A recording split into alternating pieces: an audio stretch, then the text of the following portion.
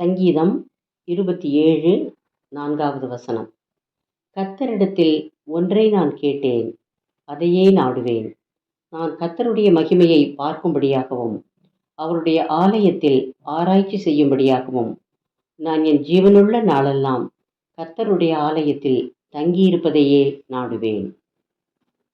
நாம் கர்த்தரிடத்தில் எதை கேட்க வேண்டும், எதை நாட வேண்டும் என்பதை தாவீது சொல்லுகிறார்.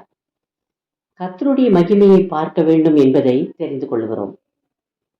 அதாவது கிறிஸ்து இயேசுவில் உள்ள சிந்தையே நமக்குள் இருக்க வேண்டும் என்பதே நாம் அவருடைய சிந்தையாகவே வாழும் பொழுது அவருடைய மகிமையான செயல்கள் நமக்கு ஏற்படுவதை நாம் காணலாம்.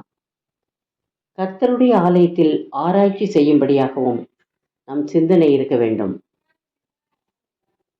அதாவது நாம் தவறாமல் ஆலயத்துக்கு சென்று அவருடைய வசனங்களை கேட்டு அந்த வசனங்களை கை கொண்டு வாழ்கிறவர்களாக இருக்க வேண்டும். அதனால் இயேசு ஆராய்ந்து முடியாத அற்புதங்களையும் அதிசயங்களையும் நமக்கு செய்கிறதையும் நாம் காணலாம். நம்முடைய ஜீவனுள்ள நாளெல்லாம் இயேசுவின் உபதேசங்களை கை கொண்டு அதில் நிலைத்திருக்க வேண்டும்.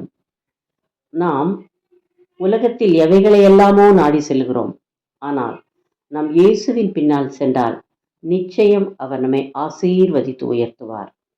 இயேசுவின் பின்னால் செல்லுவதையே நாம் நாட வேண்டும். அப்போதுதான் இயேசுவின் மகிமையை நாம் காண முடியும்.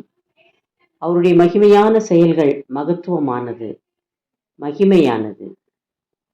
ஜெபம். இயேசுவே, உம்முடைய மகிமையை காண ஆவலாயிருக்கிறேன்.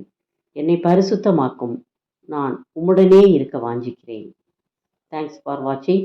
Like, share, subscribe.